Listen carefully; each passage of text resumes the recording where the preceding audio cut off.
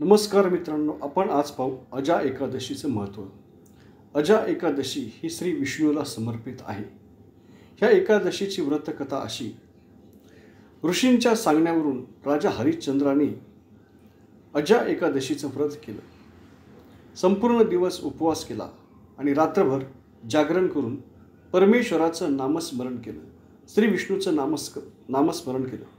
यामुळे राजा हरिश्चंद्र पापातून मुक्त होऊन त्याला वैकुंठ लोक प्राप्त झाले। असं हे अजा एकादशीचं महत्त्व आहे। या दिवशी भगवान विष्णूची भगवान ऋषिकेशाच्या स्वरूपात पूजा केली जाते।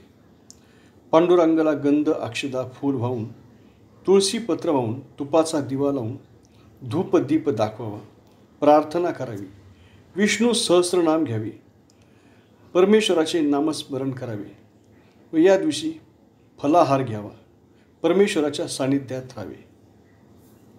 धन्यवाद। हा व्हिडिओ आपल्याला कसा वाटला हे जरूर सांगा व हे चॅनलसुद्धा सबस्क्राईब करा। ओम नमो भगवते वासुदेवाय।